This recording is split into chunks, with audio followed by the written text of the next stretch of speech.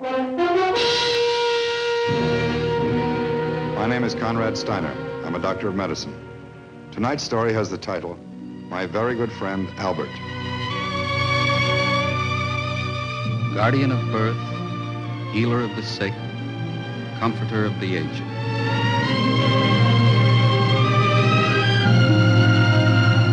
To the profession of medicine, to the men and women who labor in its cause, this story is dedicated.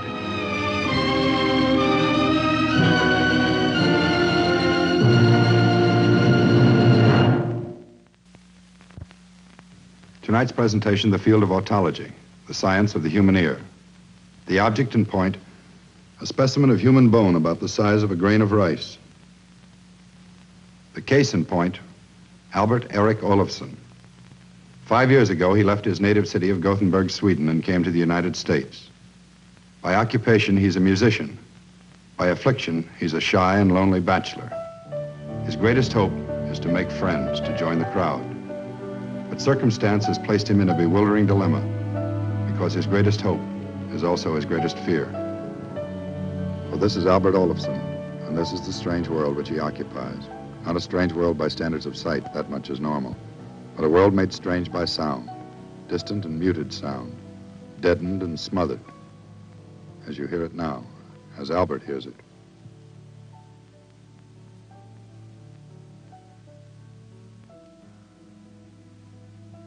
A suspicious world, eternally whispering and mumbling. A cold, dishonest world that refuses to speak up and make itself heard. This is the story of one man's journey through that world.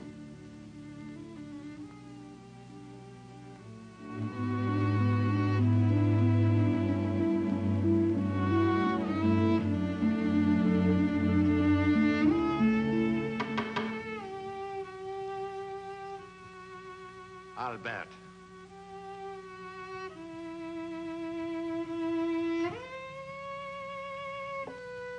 Albert! I'm sorry, Albert. We all talked it over.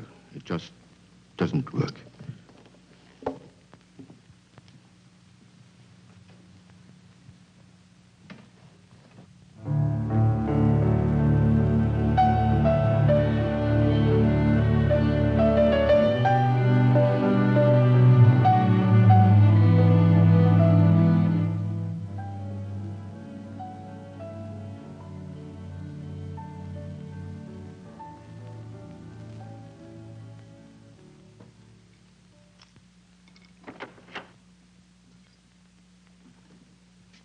Albert, you're back so soon. You practice on a little bit today? They say you come back soon. You practice just a little bit today. Is no more music. Is no more job. What? They should fire you? Just thinking all the years I'm together with it. Now let's push it aside. Forget it. Put it in corner. Let dust come down over it. Cover it. Forget everything. Best to forget. There is other jobs, other ways to have good time. To play the music is not everything. No. Not everything.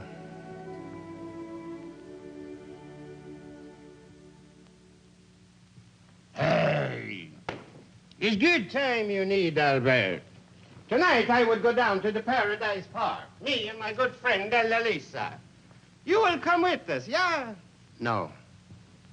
But you like the Paradise Park. Always you go there. You say all the loud noise. You like it. So easy to listen. Ella Lisa has a friend to bring for you, Mrs. Stendhal. Very nice, Mrs. Stendhal. No new people. Always they mumble, mumble, mumble. They ask question, they listen wrong, they make stupid answer. Always they laugh, they know. Oh, they do not laugh. is only in your head. You will come with us. Yeah, you and the Mrs. Stendhal. No. Anyway, needs be we go to gymnasium tonight. Our lessons for the U.S. citizenship. Tonight? Tuesday. Class for U.S. citizenship every Tuesday night. All right. Then we go down to the Paradise Park after the lesson in the U.S. citizenship. It's good.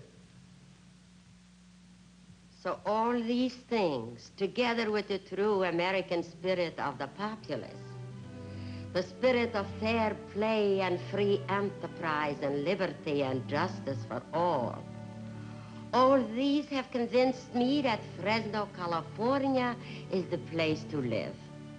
We salute you, Fresno, California, the pride of the USA. Just in time. Now remember the assignment for next week, please. The Declaration of Independence and the men who signed it.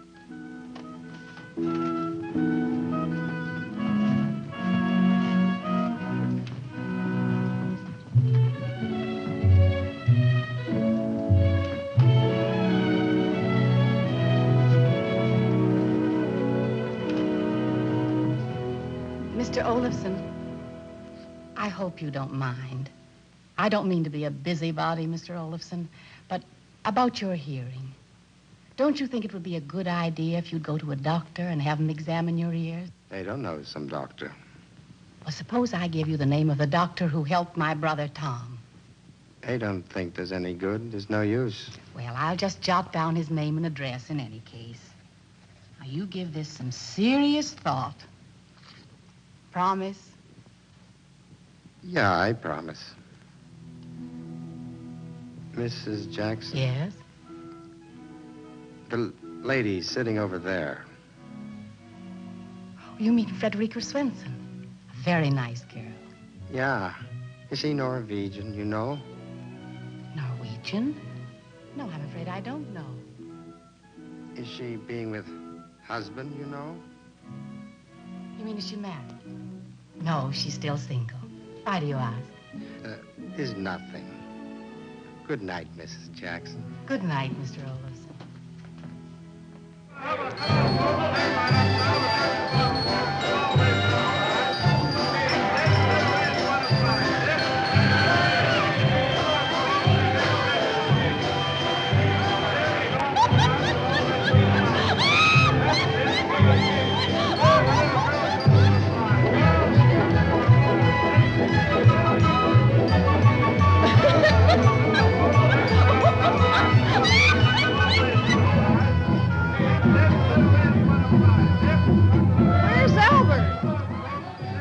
Albert, as so often, was alone, hearing another and more disturbing voice. Suppose I give you the name of the doctor who helped my brother Tom. The doctor who helped my brother Tom. You give this some serious thought. Promise, some serious thought.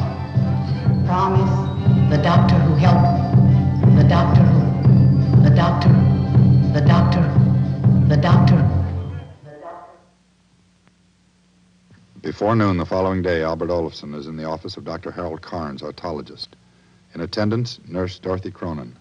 Preliminary examination places emphasis on the teeth and tonsils. Dental caries well filled. Tonsils out. Just step this way, please, Mr. Olafson. Then follows the Weber test.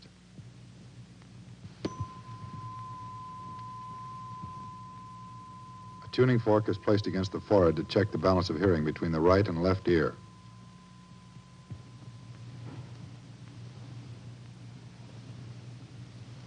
Weber test heard in the midline. The next stage is the audiometric tests. First, a set of earphones is adjusted to the patient's ears, and he is asked to listen carefully. A sample tone is given him like this.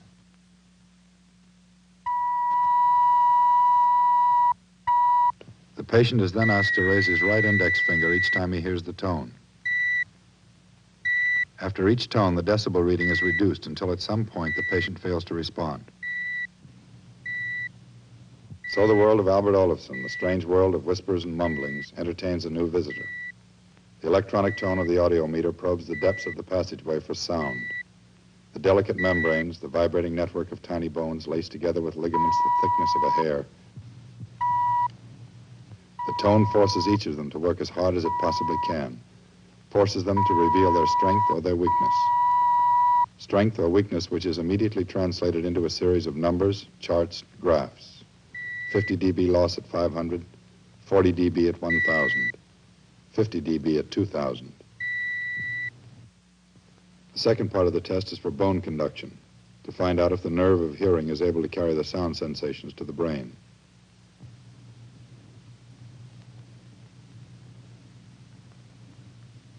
Step by step, the electronic tone probes deep into the cavity of hearing, exploring, charting, measuring. Somewhere in the intricate maze of bone and tissue, the answer lies. The tone keeps searching. In the case of Albert Olofsson, it is clear that he is suffering from otosclerosis, a hardening of the ear. The physician makes a point of explaining this to the patient with the aid of a fairly simple diagram of the human ear. He demonstrates how sound strikes the eardrum, setting up vibrations that are transmitted over the 3 bones of hearing. The third and final bone is called by reason of its shape, the stirrup. This is where Albert Olofsson's trouble lies. But a closer look is necessary to make the delicacy of the treatment fully apparent to the patient. Actually, this whole section is very small. It's about the size of a grain of rice, a small grain of rice.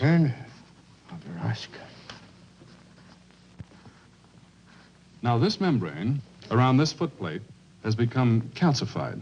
It's become hardened by a bony growth. So it can no longer vibrate and send sound sensations to the hearing nerve. You have something will help? Some operation? It's what we call the fenestration, or the window operation. Here, let me show it to you. First, we make an opening or a window in this bone right here. We take a piece of skin from the ear canal and place it over the new opening. This way, the new membrane picks up the sound vibrations directly, passes them on to the hearing nerve, and practical hearing is restored. And with this, I can hear the music again? According to the tests we've made, your hearing nerve's in good working order. I'd say there were 3 chances in 4 the operation will give you good, practical, and permanent hearing. 75%. That's right. Doesn't bother you, does it? 75%? No, it's not bothering. Other 25%. Yeah, that is bothering.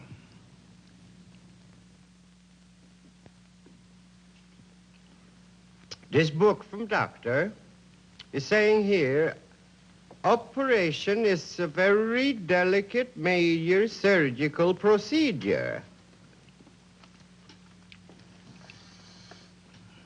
And here, operation is not without risk, you see. Sometimes it's walking across street. That is taking risk, too.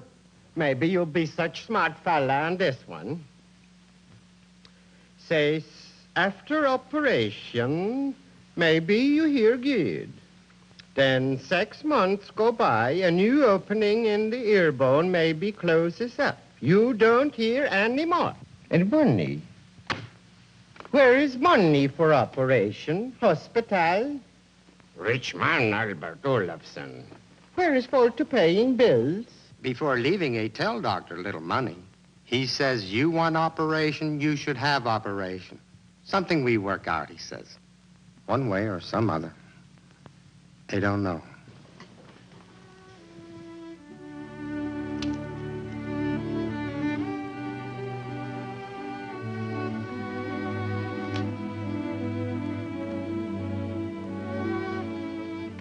Rich man, Albert. Stupid man, Albert. What for are you thinking? He's thinking what I will do. Yeah, is what?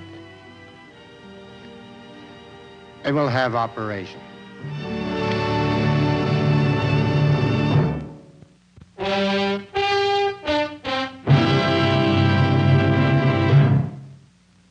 On this tree is a bright new Christmas gift idea for anyone on your list who owns a car.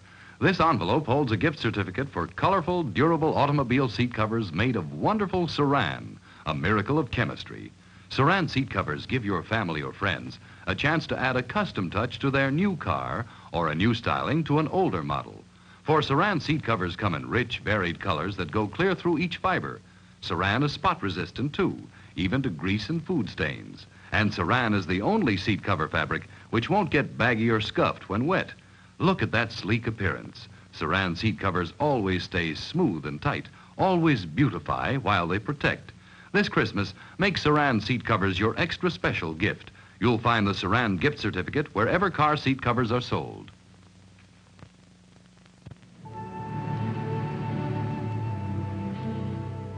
So it begins. It's more than a mere probing with an electronic tone. The target is the size of a grain of rice. There's little margin for error because to one side, only fractions of an inch away, lies the cavity of the brain.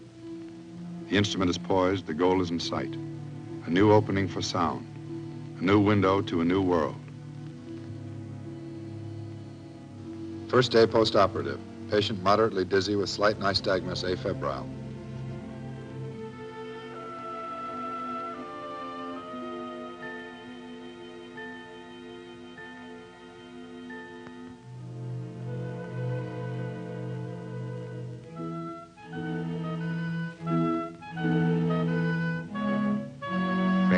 Svensson. Frederica Svensson.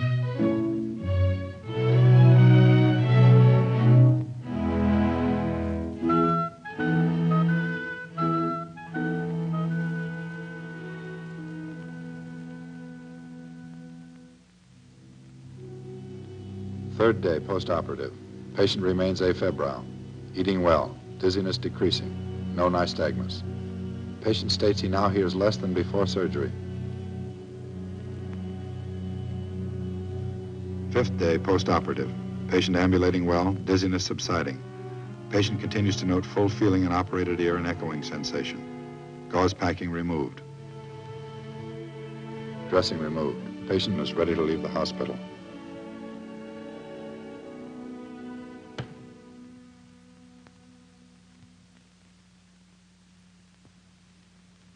His hearing, the comb. The comb. His hearing. His hearing. Something more. Water. His sound of water. It is water. This is water.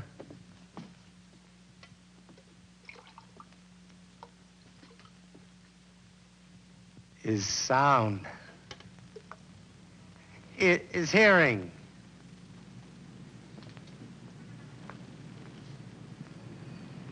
What is that? Is the city.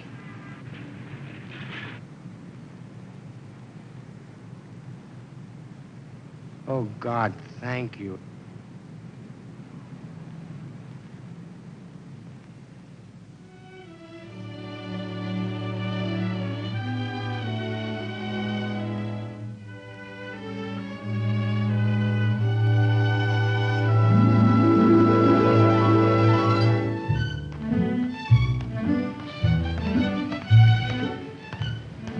It is a new world for Albert Olofsson.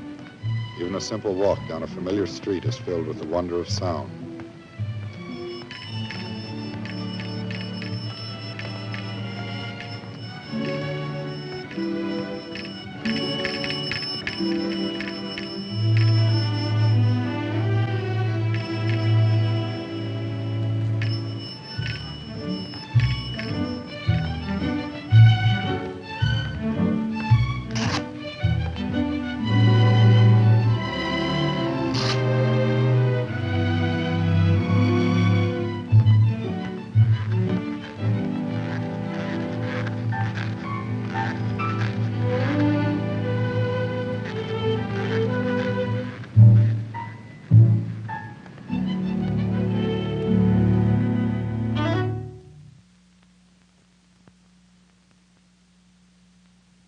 Albert is going crazy or what? He's saying it again, Gustav. I hear you good. Sounds very good. Talk some more. Maybe 6 months go by. Gustav.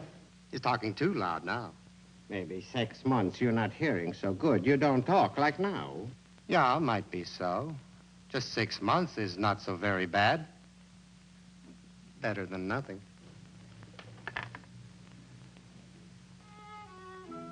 So the escape is made. Albert Olofsson is free of the strange world which held him fast behind a barrier of bone no larger than a grain of rice. So Albert waits and hopes and listens. For if he is the one who must return, he'll go back to his prison with a store of fresh memories. But the escape is not complete. For every 20 persons who escape from the world of deafness, one of them must return. In one of the 20, the new opening, the new window of sound, slowly closes after surgery. A second opening can be made, but there's every likelihood that too will close. 6 months are drawing to a close. Albert Olofsson has gradually become accustomed to the world of sound and of music. Only one step remains for him fully to take up his life again.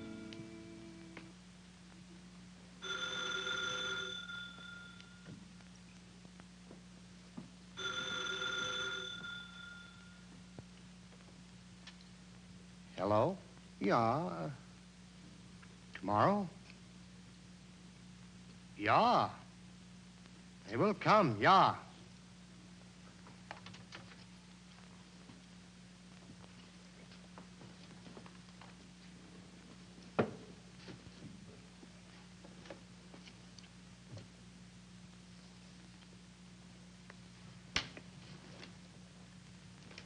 His concert maestro down at Symphony Hall. So? Last week is playing for him. See if maybe chance to get my job back. So he's what? Come tomorrow. Rehearsal. Hey, get it back, Gustav. With orchestra. Hey, get my job back.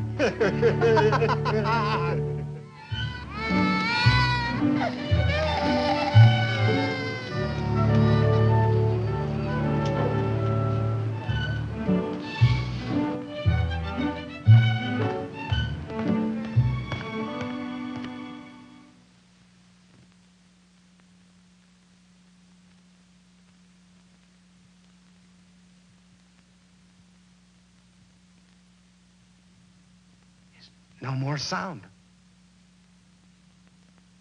Hey, I'm not hearing.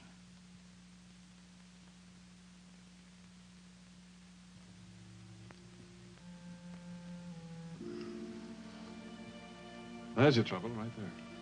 He's all right. He's hearing again. This plaque, coating of wax, it formed right over the new opening, cut off the hearing. Probably been accumulating in there for the last few days. Is all right? Is nothing to worry about? Nothing to worry about. Oh, I don't have your chart handy. It's been almost 6 months since your operation, hasn't it? Is exactly 6 months, September 9. September 9th. About 3 weeks to go.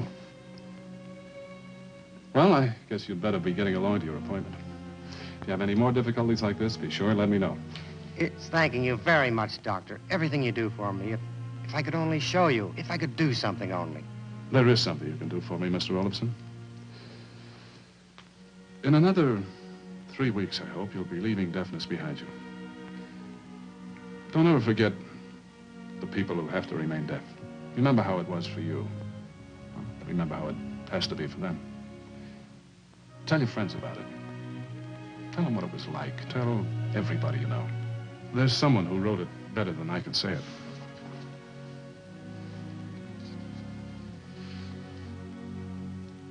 The sense of hearing is a gift. It's a great gift. Those who have it, be thankful. And toward those who haven't, be patient. Tell them you understand. Yeah, I understand.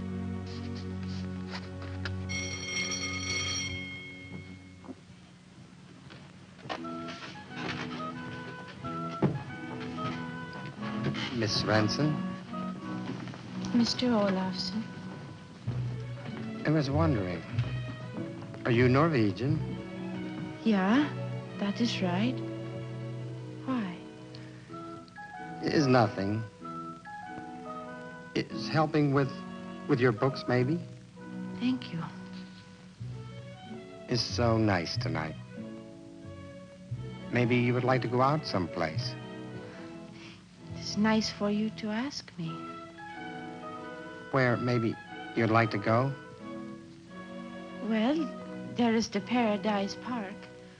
All the lights and everything. We find better place. Paradise Park, very noisy. Too much noise. We go now?